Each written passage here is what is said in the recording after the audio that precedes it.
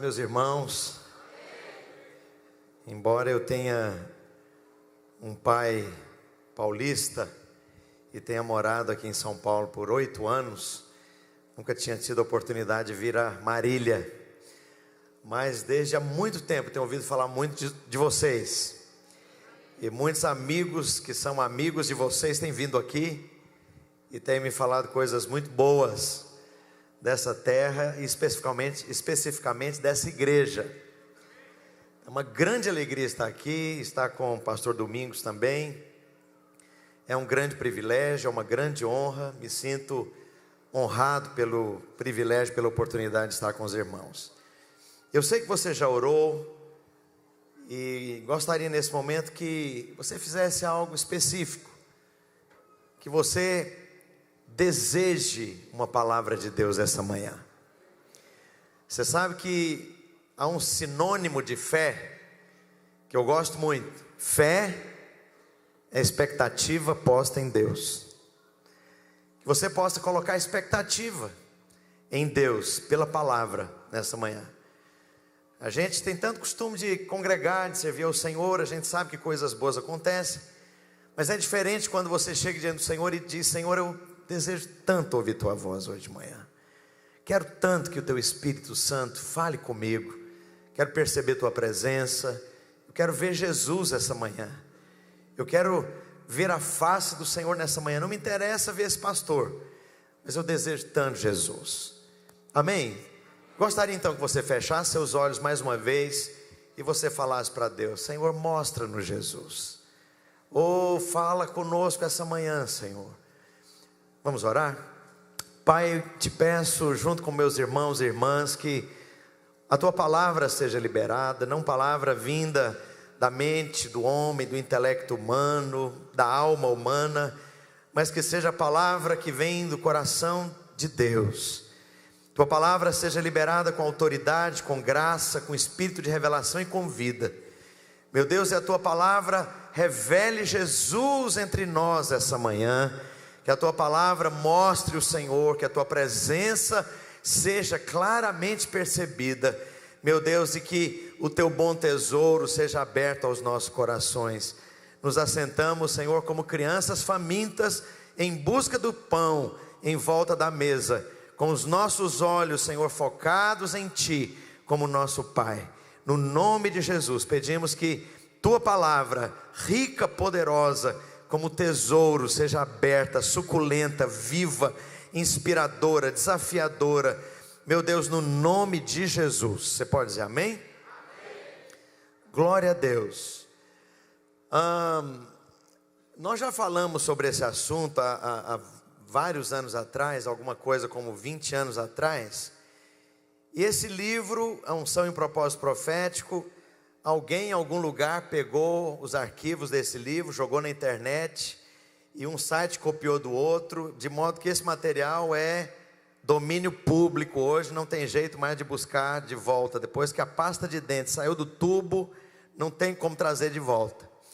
E eu não tenho esse livro aqui para te vender, e também não cuido de livro, não vendo livro, não tenho interesse de vender livro.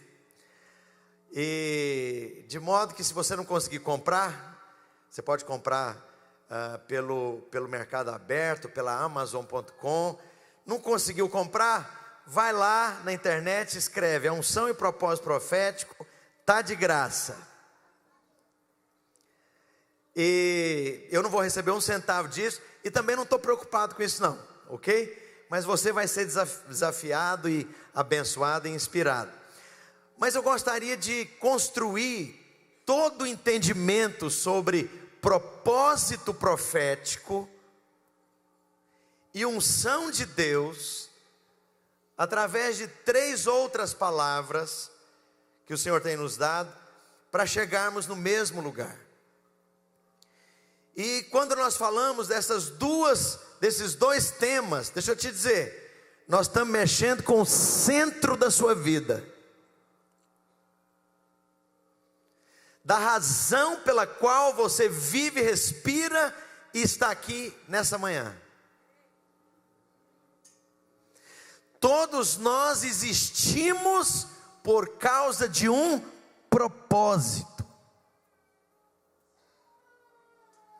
E a força disso você não entendeu ainda.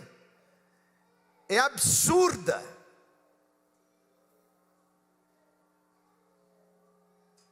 A grande maioria de nós vive inconsciente dessas coisas durante a maior parte da nossa existência.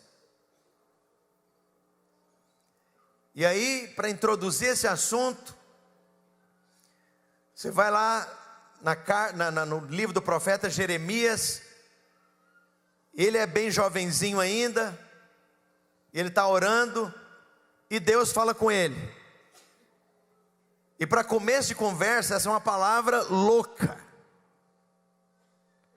Para a nossa cabeça humana, para a nossa mente, para o intelecto humano, para aquilo que são os nossos padrões de medida, de tempo, de espaço, de realidade, de propósito, de bem, de mal, de começo, de fim, todos os nossos padrões ideológicos, filosóficos, existenciais.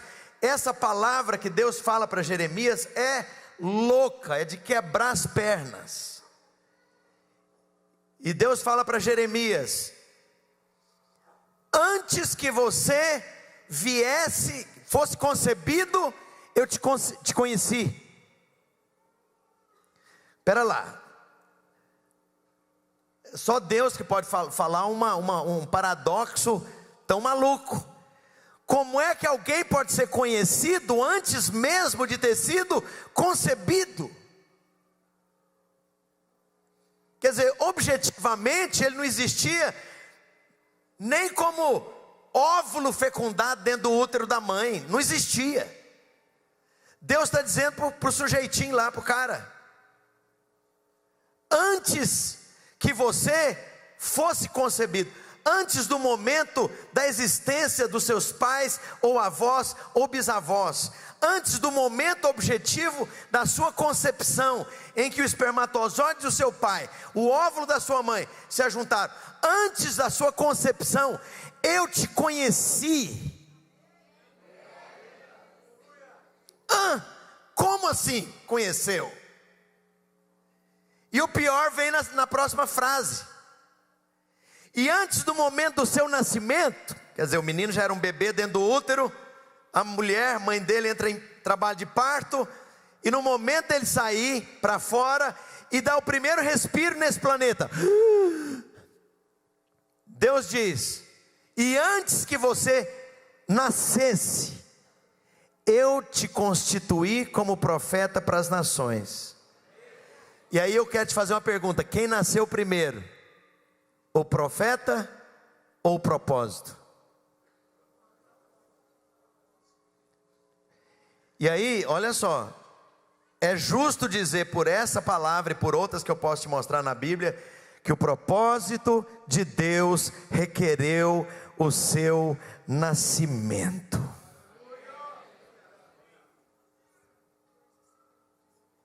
O propósito de Deus escolheu a sua existência, requereu a sua vinda a este planeta. E Deus está dizendo para você, para mim, para o profeta Jeremias: antes que você fosse concebido, meu filho, minha filha, eu já te conhecia. Como você seria, onde você nasceria, que país você nasceria, qual a sua nacionalidade, cor de pele, qual seria a sua vida inteira, seus potenciais, seus problemas, seus talentos, seus dons, os atropelos, as dificuldades, os pecados, as quedas, todos os detalhes, nos mínimos detalhes da sua vida. Antes que você fosse concebida, eu te conheci, diz Deus. Isso é louco. E antes que você chorasse lá na maternidade, ou no táxi a caminho da maternidade, eu te constituí para um propósito que nasceu e requereu a sua existência.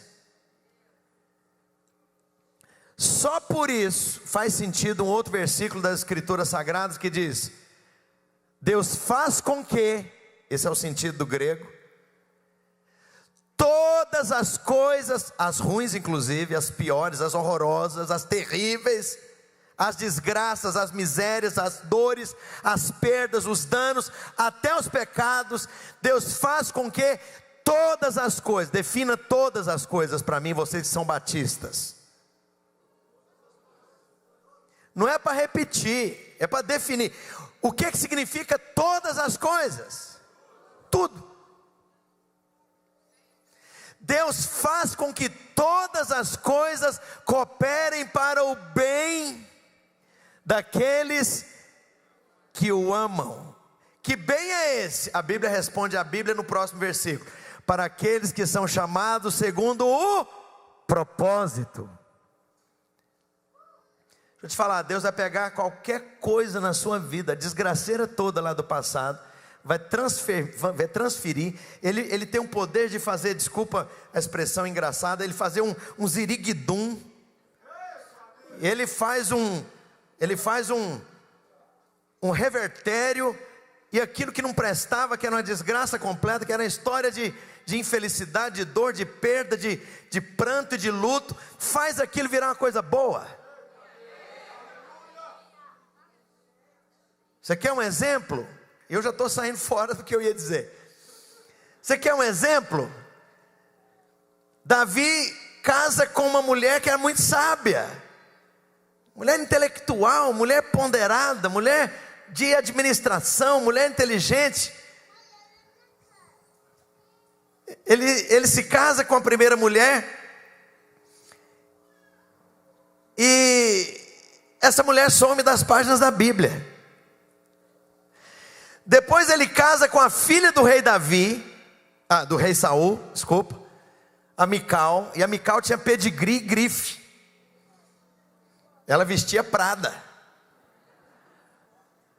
ela andava na moda, a mulher era filha de rei, não é coisinha não, era top de linha. Essa mulher também desaparece das páginas da Bíblia. E aí acontece uma história desgraçada, horrível, terrível na vida do rei Davi, que é a história do adultério com Batseba. Horrível. Vai para as páginas do jornal, aquilo vira um escândalo nacional, que o rei havia matado através da espada de outros, mas tinha matado, e o rei adultera, e o rei, usando da sua posição, ele seduz e pega aquela moça, usando a posição dele, a autoridade de rei, a pressão psicológica de um rei, traz ela, adultera com ela, concebe ali um filho, o filho morre, você conhece a história. Mas lá na frente, Deus fala algo para Davi: teu filho se assentará no trono e me edificará templo. E nós sabemos que esse filho participaria da linhagem direta do Messias. Quem foi esse filho? Filho da mulher do adultério, do escândalo, da desgraça pública. Como é que Deus pega a Batseba? Como é que Deus pega uma história de tanta dor, tanto problema, e Deus vai pegar justamente a filha da mulher do escândalo, a filha da mulher do adultério, o filho da mulher do adultério, e vai colocar como linhagem do Messias? Aí deixa eu te falar, Jesus tinha DNA de Batseba. Como assim? Porque o arrependimento foi completo, porque o perdão foi completo, porque a restauração foi completa, porque Deus faz com que todas as coisas cooperem para o bem daqueles que o amam, daqueles que são chamados de acordo com o propósito. Então há um propósito. Propósito, então, nós podemos usar outros termos aqui, outros sinônimos, são os seus sonhos. há sonhos no seu coração, há vocações no seu coração. Podemos usar uma palavra mais espiritual, mais sábia, mais bonita. Há encargos no seu coração, há anelos profundos no seu coração. Esses anelos são alguns lampejos desse propósito, que você gosta, aquilo que você se interessa, pelo que você se interessa, as coisas que atraíram a sua atenção desde criança, coisas que te atraem. E aí o contraponto do propósito é a unção. O que é unção? Unção é quando Deus pega a razão da sua existência e capacita com o sobrenatural. Porque fora da unção você faz apenas o que o seu braço humano consegue. Fora da unção você consegue fazer aquilo pelo que você foi treinado na universidade, aquilo pelo que as suas habilidades foram treinadas para fazer e repetir. Alguém que trabalha fora da unção faz só aquilo que a sua criatividade, o seu esforço, seu tino administrativo consegue fazer. Mas quando você está debaixo da unção, deixa eu te falar, meu filho, o pau quebra. E aí eu gosto de uma definição de unção muito engraçada. Dizem que havia aqui na região rural de Marília uma fazenda, e perto dessa fazenda passavam umas linhas de fios de alta tensão, que ligavam até a capital paulista. E aí um irmão ancião da PIB estava lá, descansando os braços na porteira da fazenda. Aí um jovem aqui da PIB perguntou para aquele irmão já experiente, e o nome do irmão era João. Irmão João, defina unção. Aí o irmão João apontou para o rapaz era cristiano. Qualquer semelhança é mera coincidência, viu? Eu não conheço ninguém aqui. Falou: cristiano, é o seguinte, está vendo aqueles passarinhos ali, cantando? Estou vendo, irmão João, aquilo não é unção. Cantam bem, né? Afinadinhos, treinados, aquilo não é unção.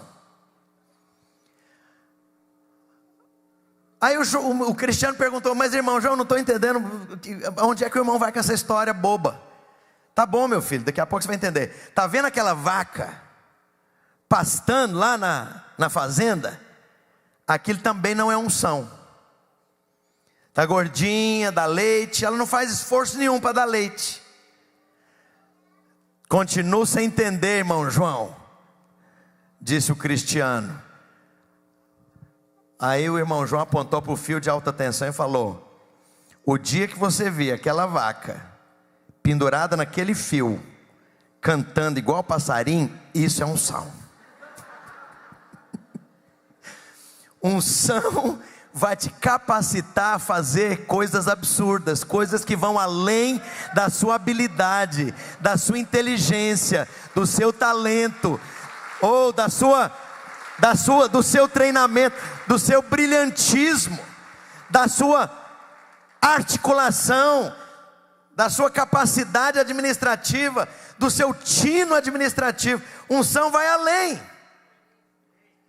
Quando os discípulos lá no Novo Testamento estavam fazendo aqueles milagres extraordinários, as pessoas diziam: isso aí não pode ser deles, porque essa gente aqui é tudo gente simples.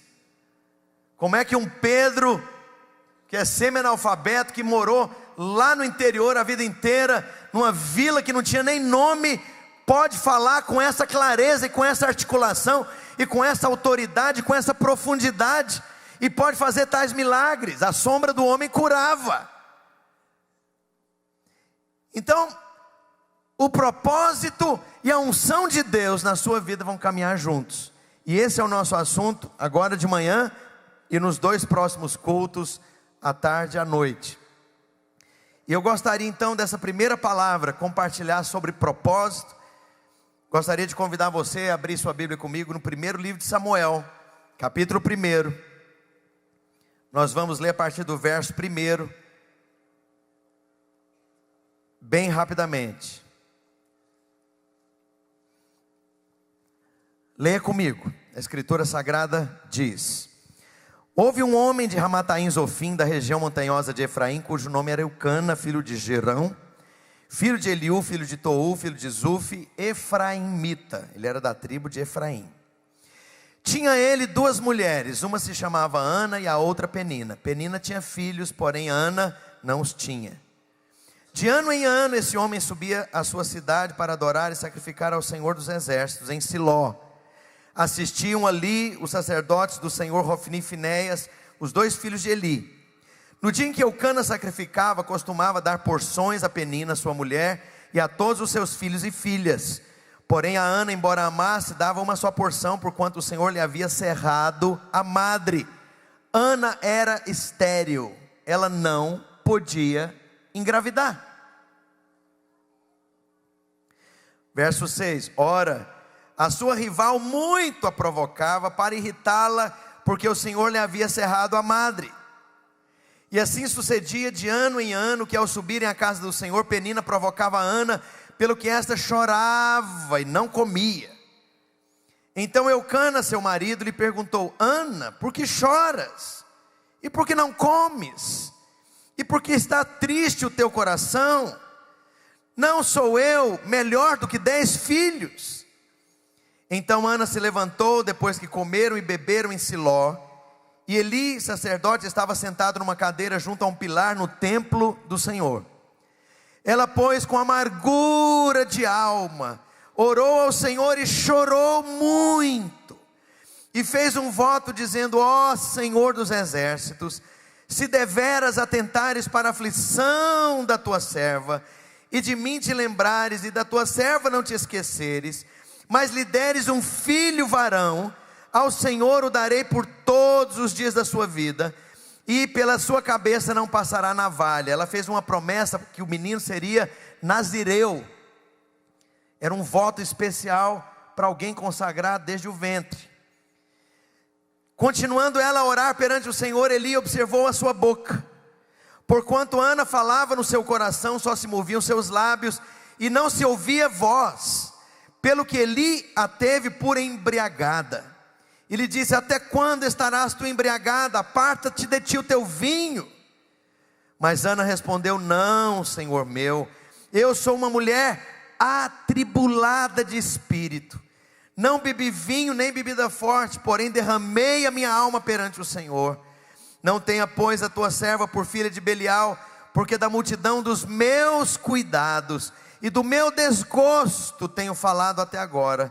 Então lhe respondeu Eli: vai-te em paz, e o Senhor Deus de Israel conceda a petição que fizeste. Ao que disse ela: acha a tua serva graça aos teus olhos. Assim a mulher se foi ao seu caminho, comeu, e já não era triste o seu semblante. Depois, levantando-se de madrugada, adoraram perante o Senhor, e voltando foram à sua casa em Ramá. Eucana conheceu a Ana, sua mulher, e o Senhor se lembrou dela, de modo que Ana concebeu, e no seu tempo devido teve um filho, a qual chamou Samuel, porque significa: do Senhor o pedi. Qual que é o nome do menino? Do Senhor o pedi. Samuel significa: do Senhor o pedi. Do Senhor o pedi. Você já acordou, escovou o dente? Do Senhor o pedi. Do Senhor o pedi. O café está na mesa, menino. Do Senhor o pedi. Vai logo pôr esse sapato, esse tênis, corre para a escola, senão você vai chegar atrasado. Do Senhor o pedi. Do Senhor o pedi. Hoje é dia de culto, acorda cedo, vai para a igreja. Do Senhor o pedi. Qual que era o nome do menino? Esse é o sentido da palavra Samuel.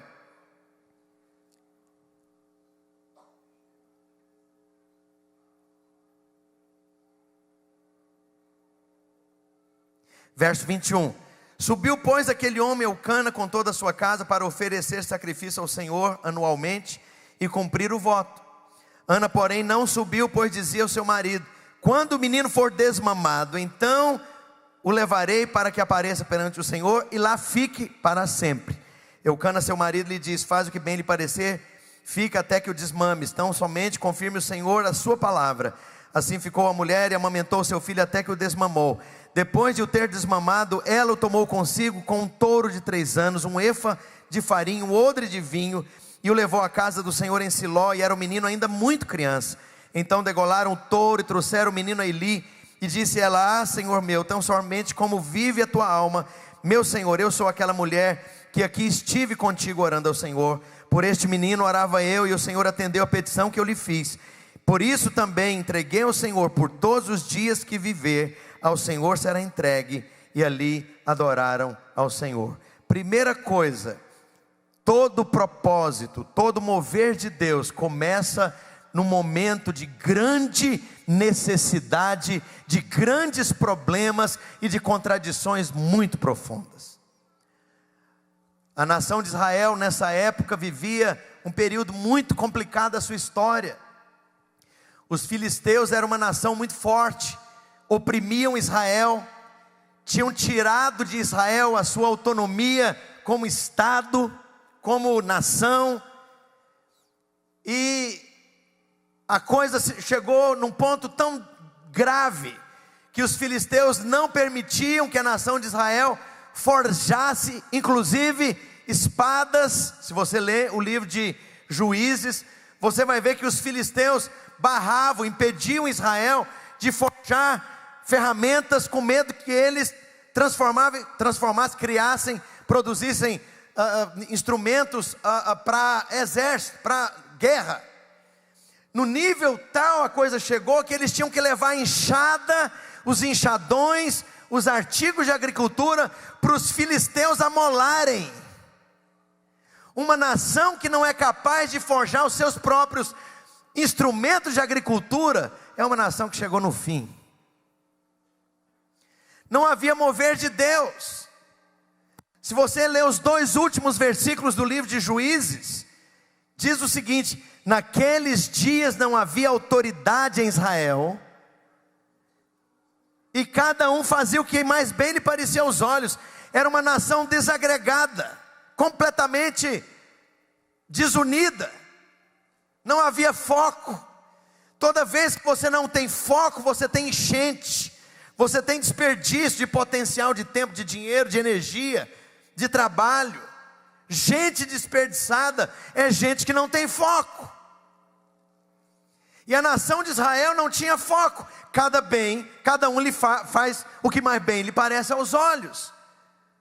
Nos primeiros versículos de Samuel, que está ali ainda respirando aquele momento final da era dos juízes, a escritura também diz: as visões de Deus eram raras, e a palavra de Deus não era frequente. Onde a arca da aliança estava? Em algum lugar empoeirado, na periferia da nação. O que significa isso? Ninguém reclamava, ou ninguém lembrava, ou ninguém requeria, ou ninguém desejava a presença de Deus mais. Não tem mover de Deus.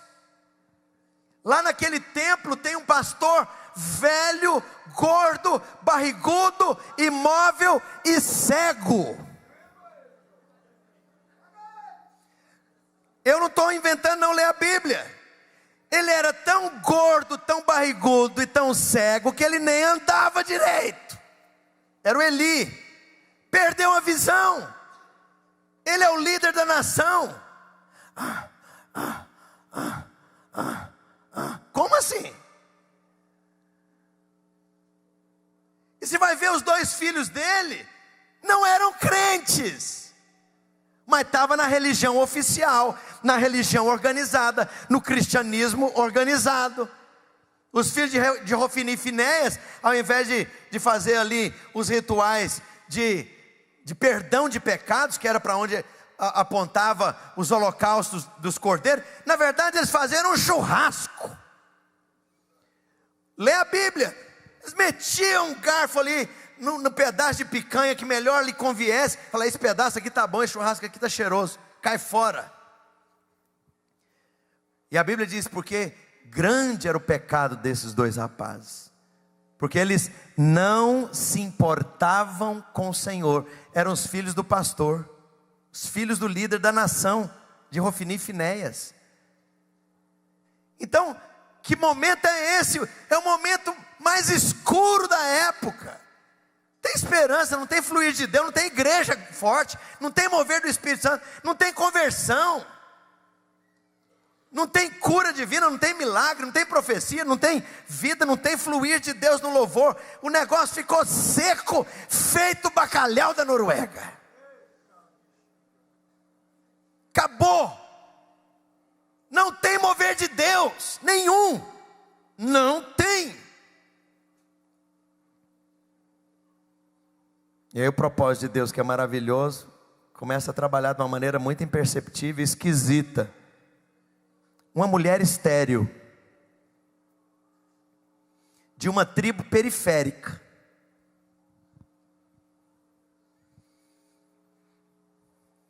Tribo de Efraim, desculpa o meu português, não infrói nem contribui, só predujica. Tem um profeta que vem daquela tribo. É mais do que uma tribo, é uma tribulação. Tem nada de importante. Aí uma mulher daquela tribo que já era periférica, e a mulher tem problema, e qual que é o problema dela? Ela não concebe. E é um problema médico, objetivo, ela não concebe. E essa mulher então, ela começa com um anelo, não é um desejo normal, não é uma coisa normal que você resolve, não pode conceber, vamos ali adotar. Está cheio de criança órfã aí, ó, precisando de pai, adota. Mas aquilo não resolvia a equação no coração daquela mulher. Ela quer porque quer um filho. E a minha Bíblia diz, nós acabamos de ler, que quem cerrou a madre, quem impedia que aquela mulher concebesse, foi Deus. Deus pode fazer isso? Pode, véio. Tanto é que fez. Cerrou a madre, a mulher não concebia. Para quê? Para que o anelo crescesse. Eu preciso ter um filho, eu quero ter um filho. E tem que ser um menino, não pode ser uma menina. Deus ama as meninas são uma bênção. No momento de história assim, quando a coisa precisa acontecer, Deus vai atrás de quem? Vai atrás de uma mulher. E as irmãs perderam a oportunidade de falar um grande amém. Quando é para nascer Jesus, Deus não vai atrás de nenhum homem. Não vai atrás da Cláudia Kelly, vai atrás da Maria. Você quer uma coisa mais comum do que Maria? Quem que é? É a Maria. Pois é, ela mesma. E aqui é a mesma coisa. Deus não vai atrás de Eucana. Deus vai atrás de Ana. Eucana não entendeu nada. Ele foi o laranja da história. Deus usou como instrumento. Mas ele nunca entendeu o que estava sendo gestado ali. E onde é que começou o avivamento lá de Davi? Da arca da aliança ser colocada no Monte Sião em Jerusalém. Não começou com Davi, começou com Samuel.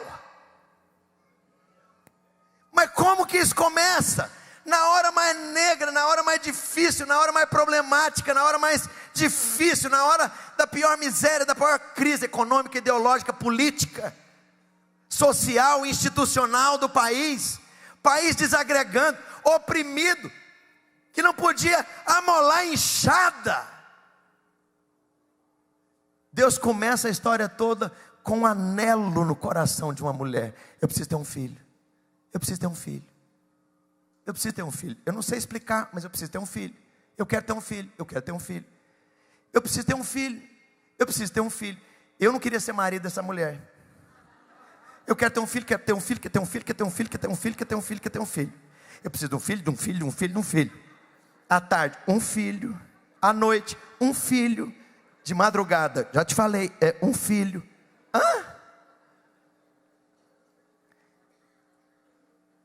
Quantas vezes Ana orou por esse menino? 10.572.784 vezes. Claro que eu estou brincando, ninguém sabe quantas vezes ela orou, mas ela orou até não ter mais o que falar para Deus. Você já orou até não ter mais o que falar para Deus? Com toda a reverência, até Deus ficar careca de saber o que é que você precisa falar? Você já contou, você já repetiu, você já explicou, você já foi, você já gemeu, você já fez tudo de novo, já contou de novo, já explicou de novo, já gemeu de novo, e você já orou, já jejuou, e já explicou, e já contou, e já pediu, e já gemeu. Então Deus já sabe, não tem mais nada para falar naquela oração.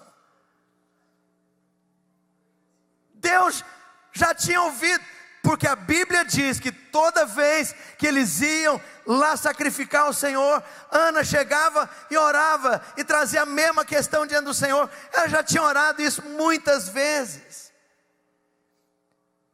E Deus, para aumentar o encargo e a intensidade da oração, coloca do lado dela uma rival, a Penina, que concebia e tinha filho igual coelho. É tanto filho que a Bíblia nem conta. Muitos. Mas tem uma diferença entre aqueles que geram filhos naturais e aqueles que geram filhos para Deus. Você nunca ouviu falar de nenhum dos filhos da Penina. Eram medíocres, entraram na história, saíram da história e ninguém tomou conhecimento.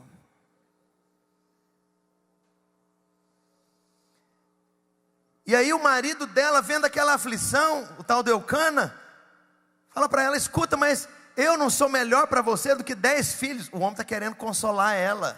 Olha quando o marido começa a impedir a obra de Deus aí, ó. E você vai vendo que o contexto todo aqui era de classe média alta, dadas aquelas circunstâncias complexas.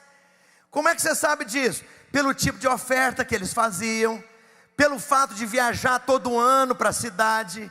Quando é para consagrar o menino, normalmente a Bíblia pede uma rola, 3 pombinhos, né? Uma rolinha, 3 pombinhos, então aquilo ali é o sacrifício comum. Eles levam um touro para sacrificar. É gente que tem grana, tem dinheiro. E aqui a Bíblia está dizendo então que Eucana fica nervoso, porque vê a mulher chorando. E a mulher é encasquetada com essa coisa de ter que ter esse menino. E daqui a pouco ele fala: eu não sou melhor para você do que 10 filhos. Agora veja bem, o que falta para essa mulher? Gente, pelo amor de Deus, as irmãs dela, as cunhadas, as primas, falam: você é doida? Ficar com essa cara comprida aí, chorosa, atormentando esse marido, você vai acabar perdendo esse marido, ô maluca. Primeira coisa, esse marido te bate? Não, ele é muito carinhoso comigo. Esse marido é atencioso, super. Esse marido investe no seu potencial, investe. Abre caminhos para você, abre. Te respeita, muito. Ele te ama, demais. Ama marido amoroso. Você vive uma vida de classe média? Vive, você compra lá uma bolsa da Louis Vuitton de vez em quando? Compra 2. Você tem cartão de crédito? Tem. Dizem que é um remédio inventado pelos chineses, é Caton de crédito.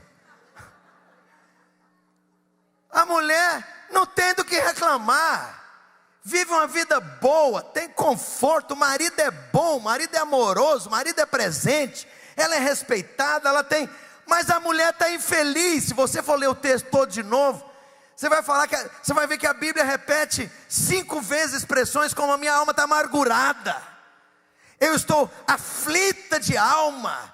Espera lá, o que aconteceu? Você está apanhando o marido? Está faltando comida?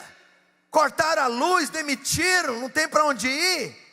Não, está tudo bem, prosperidade, carro do ano, marido amoroso. Mas por que você está tão infeliz? Porque a razão da minha existência não se cumpriu ainda.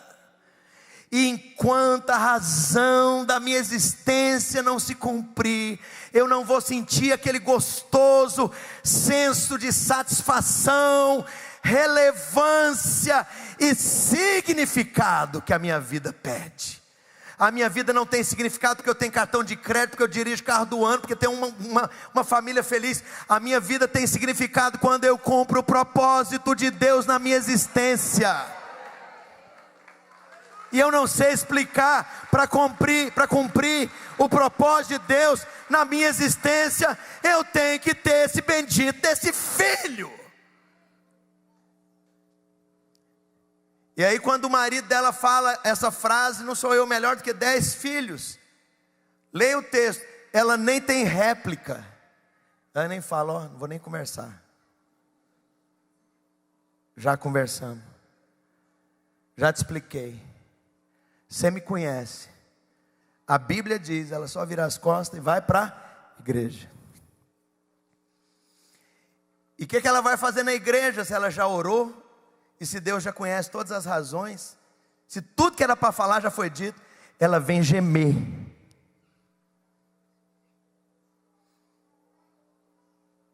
Porque a unção de Deus na sua vida faz duas coisas: ela impele e ela expele. Você não consegue resistir à unção. Por um lado, Deus fecha a madre, coloca Penina para atormentar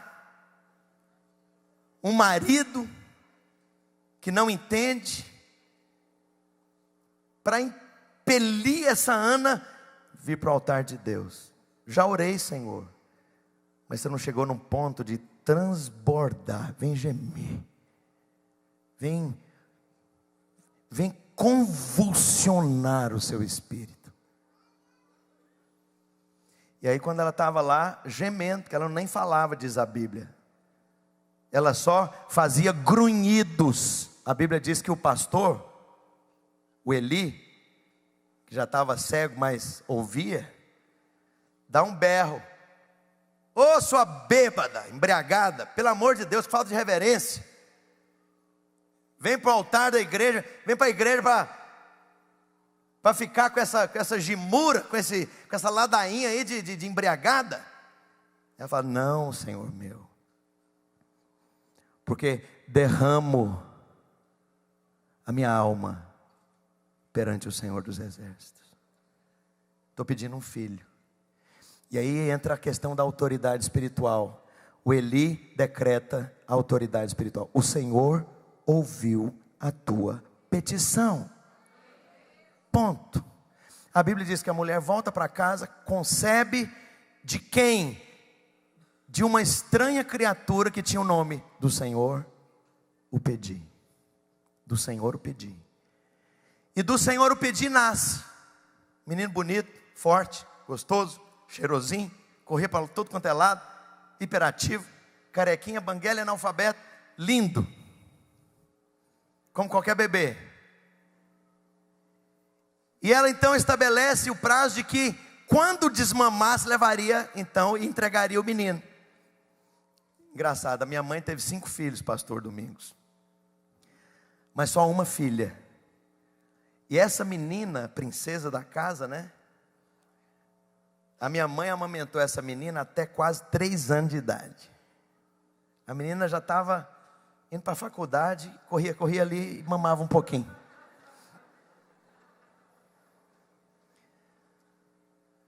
Então a Bíblia não diz por quanto tempo Ana amamentou Samuel. Imagino eu que ela estendeu aquele prazo até o tanto que fosse conveniente. 2 anos, talvez. Para quê? Para o menino não dar trabalho lá no sacerdócio e no templo. Não temos então entendimento claro de quantos anos Samuel fica com Ana. Mas depois que ela o desmamou, pega o menino, leva para a igreja e larga lá. O marido podia pensar: mas você fez da minha vida um tormento por conta desse menino. Esse era o único assunto que era a sua conversa. Parecia o samba de uma nota só. Pim, pim, pim, um filho, um filho, um filho, um filho, um filho. Agora que você tem um filho, você vai largar ele lá na igreja e está feliz? Aí você que é muito inteligente responde uma pergunta. Espera lá, então quem é que na verdade queria o menino? Ana ou Deus? O coração dela aliviou. E ela entrega o menino que ela amou tanto, por quem ela orou, gemeu, chorou, pediu, perseverou, concebeu, cuidou, entregou o menino na igreja. Esse menino liderará a nação para uma volta preparada, planejada, articulada para a presença de Deus.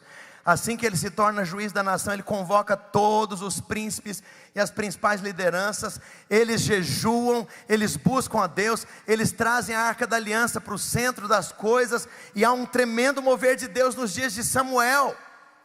E aí você pensa, pastor, mas a coisa terminou aqui? Não, na verdade ela vai culminar só lá com Davi lá na frente, que é o ápice desse processo que nasce lá no coração de Ana. Davi é aquele que quando se torna rei de toda a nação de Israel, das 10 tribos, mais Judá, e Efraim, e Manassés, Davi traz a arca da aliança, e ele repete exatamente o que Samuel tinha feito. Quem unge Davi para ser rei é o Samuel. O que Deus na verdade está gerando aqui, pastor? Deus está gerando o mover de Deus. Deus está gerando aqui coisas tremendas. E aí eu quero trazer a questão para o seu colo, para aquilo que tem a ver com a sua vida. Às vezes você não consegue explicar por que você anela tanto por certas coisas. Deixa eu dizer, a maneira de Deus trazer um tremendo avivamento, um tremendo mover profético, a maneira de Deus manifestar desígnios, sonhos e propósito, é colocando dentro de você anelos que você acha que são seus, tadinho, tão inocente. Você jura que aquilo é seu. Você ora com o máximo empenho, achando que aquilo é seu. Você geme, chora, clama, jejua, paga um preço de perseverança em certas direções, achando que aquilo é seu. Tadinho, tão inocente. Quero te falar, foi Deus que colocou, plantou no anelo mais profundo, no recôndito mais íntimo da sua alma, do seu espírito, desejos, anelos, expectativas, encargos, a vontade de ver alguma coisa acontecendo. E aí deixa eu te contar uma experiência que nós tivemos lá atrás. Nós éramos de uma igreja tradicional. Contava para o pastor Domingos, o único instrumento musical que nós tínhamos na igreja era um órgão. Só tinha um órgão. Tudo isso aqui era coisa da Babilônia, ó. Bateria da Babilônia, esse negócio, tudo, essas coisas moderninhas, tudo da Babilônia. O que não era da Babilônia era um órgão. E a gente tinha um himnarium, de onde a gente cantava os himnos.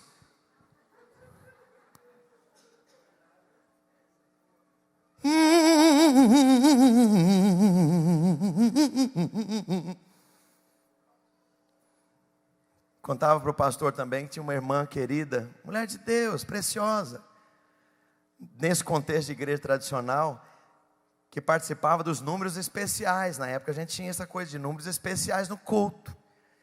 E essa irmã, ela combinava a cor do sapato, a cor da bolsa, ela subia com a bolsa, por incrível que pareça, e com o cabelo pintado da cor da bolsa e do sapato. Então, castanho, caju, preto. Então, e ela cantava com estilo lírico. Alma penada, não desesperes, espera em Deus. Nós que éramos jovens da igreja, a gente, tudo solteiro, a gente queria sair correndo, arrancando os cabelos, pelo amor de Deus. Depois da sessão do órgão, agora a sessão lírica, canto lírico, não dá. Mas o pior não era nem essa irmã, o pior era um irmão que era o cover do Elvis Presley, pastor. Ele tinha uma costeletona que vinha até aqui assim, ó, cabelão assim com tupete, umas roupas apertadas. E ele cantava: eu te amo mais que a abelha ama a flor. A gente, oh meu Deus!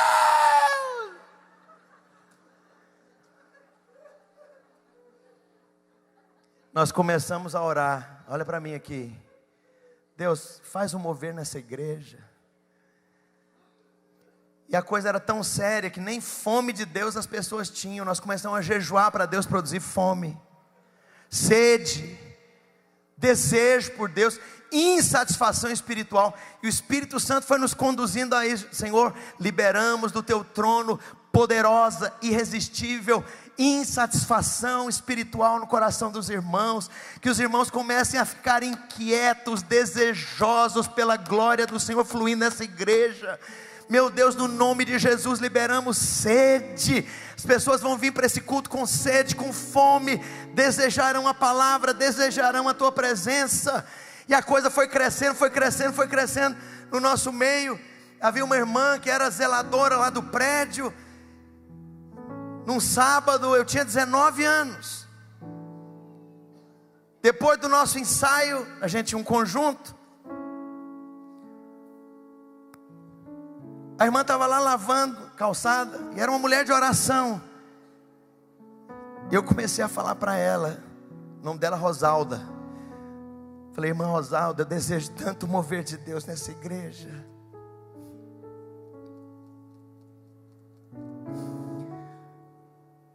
E por enquanto não tem sintoma nenhum que esse mover vai vir ou que vai acontecer alguma coisa aqui.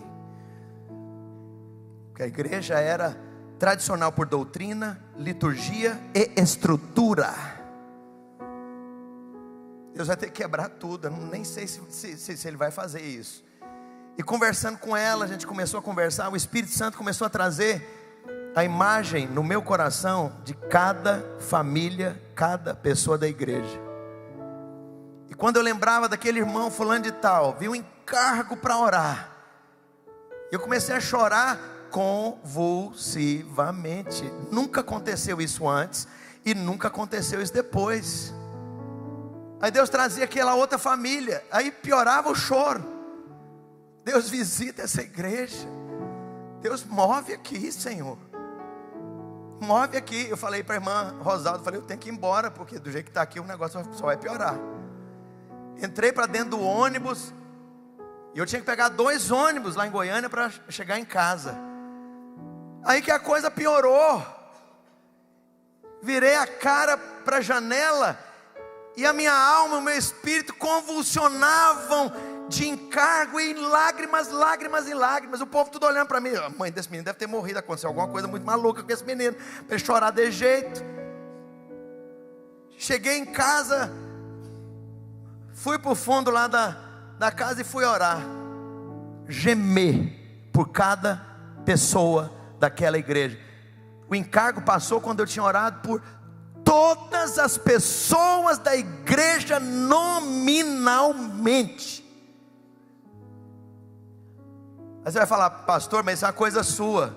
Tadinho, tão inocente.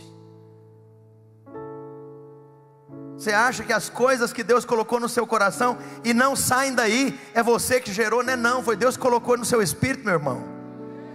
O anelo pela conversão do seu marido, pela salvação dos seus filhos, pela redenção da sua casa, pela transformação do seu ambiente, pelo seu lugar de trabalho, por um mover de Deus em Marília, por um poderoso impacto entre os jovens nessa região inteira. Sei lá, foi Deus que pôs aí dentro, para você do Senhor o pedir, para você conceber desse propósito, para você perseverar na construção desse propósito. E Deus vai alinhar detalhe por detalhe, detalhe por detalhe, detalhe por detalhe, condição por condição, porta por porta, oportunidade por oportunidade, circunstância por circunstância, recurso por recurso, para que você cumpra cabalmente e detalhadamente tudo aquilo para o que Deus fez você nascer e existir. Começamos a liderar os jovens nessa igreja. A gente fazia retiro, lugar de fazenda que tinha grama, tudo. as meninas iam com um secador de cabelo, sapato de salto.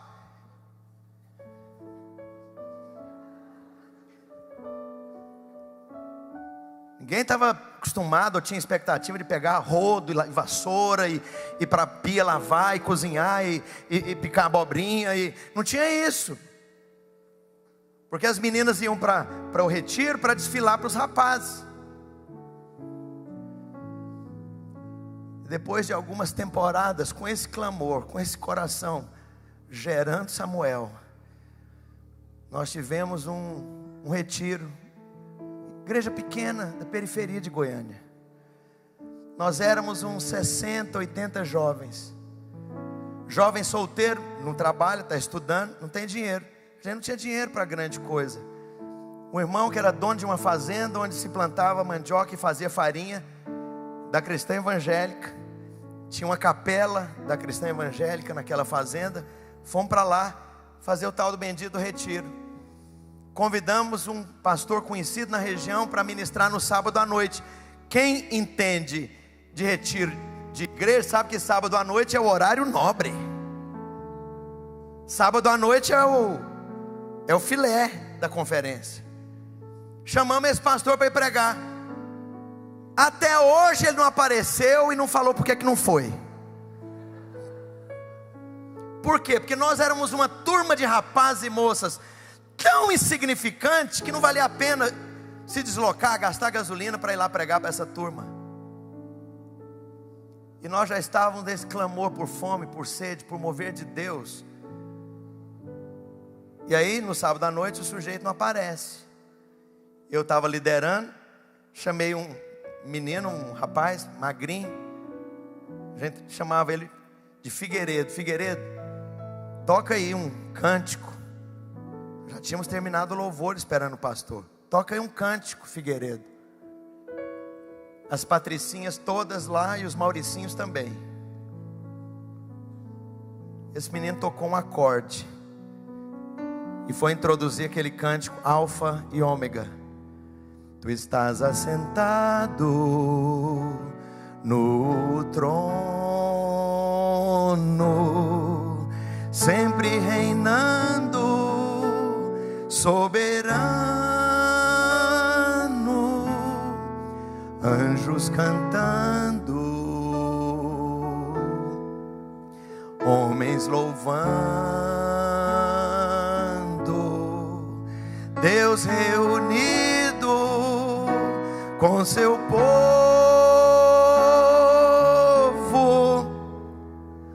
Alfa,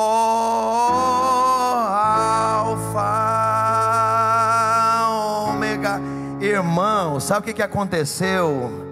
Rompeu um dique espiritual e houve uma inundação tão grande naquele lugar, como nós nunca experimentamos antes. E o povo começou a cair no chão, e as patricinhas rolando e chorando, melou toda a maquiagem, os mauricinhos gemendo por Jesus. Esse sujeito tocando violão, o cara surtou, saiu beijando todo mundo, povo de joelho, e presença de Deus começou a fluir de maneira poderosa, sem limite.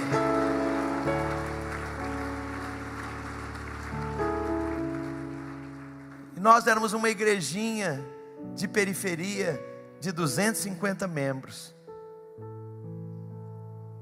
E esse foi o começo de um tremendo mover de Deus que nos trouxe até hoje. Deixa eu te falar, Deus colocou um anelo para você conceber e gerar Samuel. Não sei qual que é o Samuel. Talvez é um avivamento no meio da escola onde você é professora. Talvez é um mover do Espírito para você ganhar seus alunos para Cristo, lá da universidade. Talvez é um encargo para você ganhar jovens e ser instrumento de Deus em outro país, em outra cidade, dentro do projeto de missões que a PIB tem. Não sei, você que me diga qual que é o Samuel. Aí você fala, pastor, você não conhece o meu passado.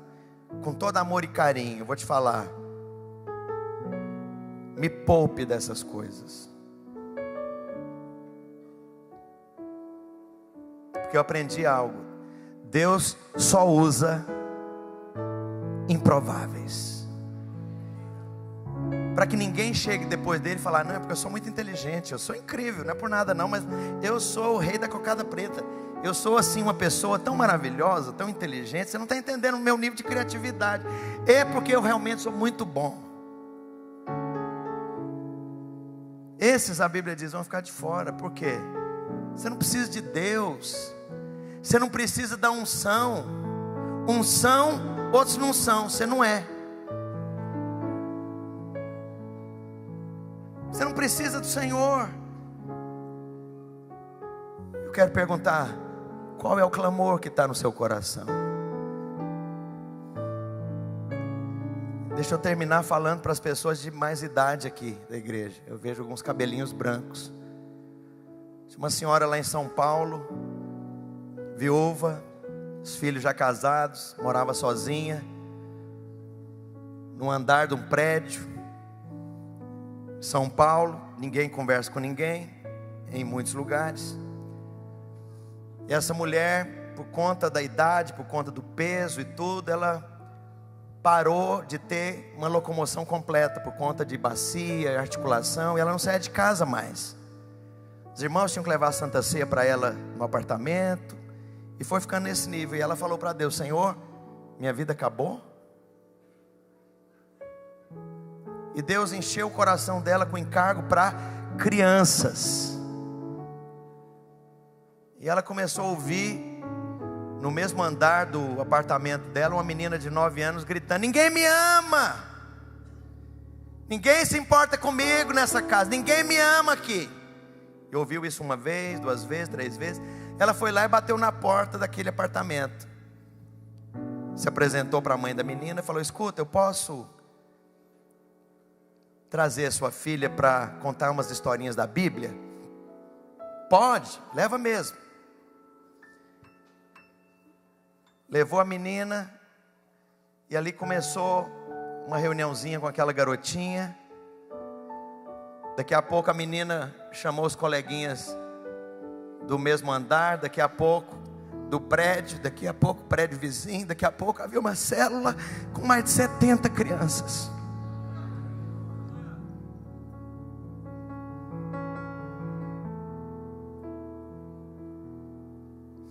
Esse alinhamento dos propósitos de Deus é uma coisa tão maravilhosa que, deixa eu te falar, dezenas de milhares de pessoas vão desfilar pela sua vida e elas não têm importância nenhuma. Amigos, professores, pais, colegas, vizinhos, às vezes até os pais mesmo, não serão aqueles que vão marcar a sua vida. Mas talvez 2, 3, 4, 5 pessoas Deus vai colocar nos seus caminhos para destino e propósito profético. Essas pessoas vão enxergar em você o potencial que outras não enxergam. Essas pessoas vão amar você e abrir oportunidades que outras nunca abriram. E essas pessoas vão determinar o curso e a origem e o destino e o propósito e o fim da sua vida. Amo meu pai, mas não foi ele que determinou o propósito existencial na minha vida. Deus colocou na minha vida uma professora de português quando eu tinha 12 anos de idade. E eu não era um gênio, era um menino que todo ano ficava de recuperação especial, porque eu não estudava. Magrelo, sardento, perna fina e mal vestido. E Deus pôs um anjo na minha vida, professora de português. E essa mulher começou a orar por mim. E essa mulher comprou uma Bíblia e deu para o menino, 6ª série. E a minha família era uma desgraça. Meu pai muitas vezes embriagado na frente de casa. Rolo, confusão, só problema. Sozinho, solitário, aquele menino. Deu a Bíblia para o menino começou a ler a Bíblia. Aí a professora chamou o menino: vamos na igreja. Aí o menino foi na igreja. Aí um dia a turma do louvor, o menino era tão cheio de fome de Deus. Um dia chegou na igreja, o pessoal do louvor estava ensaiando, e era um cântico: visita-nos, Senhor, com poder, com santo amor. Viemos te adorar com toda a nossa alma. Eu virei do avesso de chorar, eu não sabia porque que eu estava chorando. Aí a minha professora de português chegou, assustada: mas que esse menino de 12 anos de idade está aqui virando do avesso de chorar?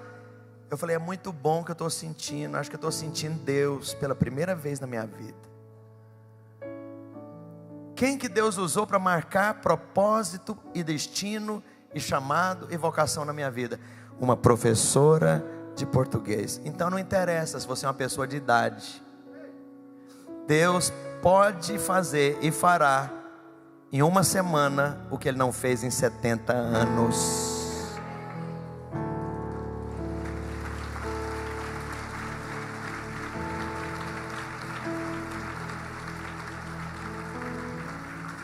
O que Deus colocou no seu coração? Plantar a igreja na África, pastor. E um dia você não pôde ir, porque tinha um câncer que apareceu. E o Senhor vai te dizer: vou abrir tantas portas, você vai ficar assustado. Porque não era para você ir, não é para plantar a semente, mas era para a semente se multiplicar aqui, e enviar, e enviar, e enviar, e enviar, e enviar. E quando você ia, você estava preocupado com recursos. Como que eu vou me manter lá? E o Senhor está te dizendo: eu vou te dar uma igreja tão generosa e tão numerosa, que você vai ter dinheiro para investir em missões.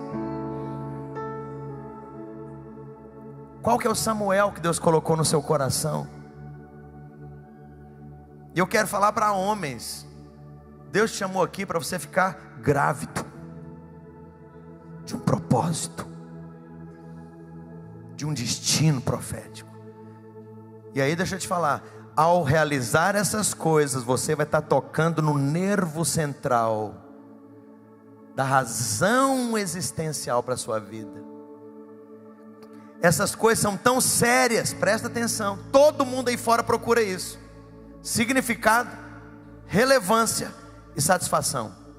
Todo mundo, o atleta olímpico, o professor universitário, o pesquisador, o político, o bandido, todo mundo quer isso: significado, relevância, satisfação. É por isso que você compra o carro que você comprou, por isso que você casou com quem você casou, por isso que você fez a faculdade que você fez, por isso que você escolhe a roupa que escolheu, por isso você é o que é, porque você busca significado, realização e satisfação existencial.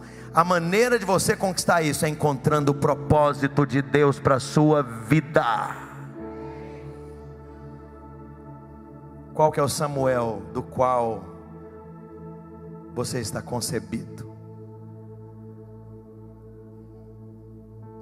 Qual que é o propósito que está aí dentro, latejante?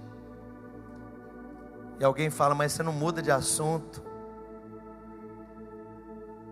E você pode falar: é porque a razão da minha vida é transformar o assunto em realidade palpável e materializada. 25 anos depois daquela conferenciazinha com 60 jovens pobres, pela primeira vez na vida nós reunimos mais ou menos 50 mil jovens no estádio de futebol. Gente apaixonada, adorando o Senhor, servindo ao Senhor. O dia que aconteceu aquilo, nem era eu que estava liderando mais. Falei: pau quebrou.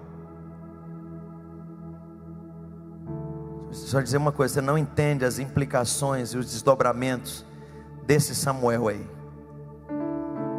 É ele que vai produzir Davi.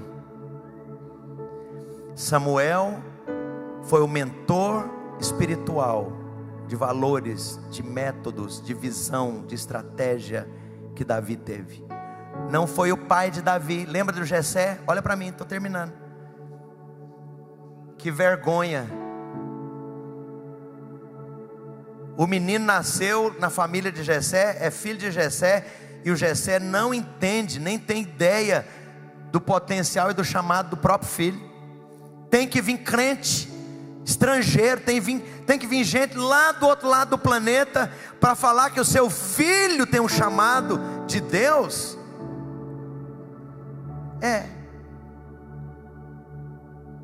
Samuel vai ser instrumento para tocar em Davi e para gerar o maior avivamento da história de Israel. Cadê o seu Samuel? Cadê a sua concepção? Eu vou te falar as coisas que você anela, Deus colocou no seu coração. Característica de coisas da alma, passa com uma semana. Característica de coisas que são da alma, o vento leva. Porque empolgação é nascida na emoção e na mente, mas convicção fica pior. Só vai te impelindo, só vai remoendo, só vai trazendo mais vontade que aquilo se cumpra. Estou falando de coisas carnais não, gente. Estou falando de coisas do Espírito. Quais são os anelos que estão no seu coração? Deus, eu quero ver todas as crianças órfãs de Marília impactadas com a voz do teu evangelho. Faz isso. Deus, eu quero ser instrumento do Senhor para que essa mocidade, para que esses jovens aqui de Marília sejam impactados com um poderoso avivamento como essa cidade jamais ouviu falar. Não sei qual é o seu Samuel, do Senhor o pedir.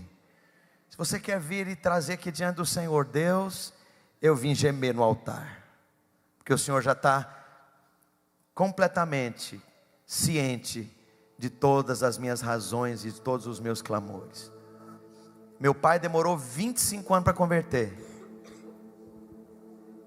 até que a minha mãe jejua 40 dias com uma refeição só, e o velho que era horrível, violento contra o evangelho, se converte. Qual que era o encargo da minha mãe? Ver a salvação da família inteira, e ela viu. Não sei qual que é o seu encargo. Os irmãos podem ministrar esse cântico e fala com Deus, fala: Senhor, entendi porque que eu existo para um propósito. Vamos ficar de pé nas nossas cadeiras. Se você quer vir aqui à frente, só encontrar com Deus e falar: Senhor, eu nasci para um propósito. Entendi que antes que eu fosse concebido, o Senhor me conheceu, e antes que eu nascesse, o Senhor me constituiu para um propósito profético. Mesmo estando aí na cadeira, feche seus olhos. Fala: Deus, eu quero ter entendimento, quero ter revelação do porquê da minha existência.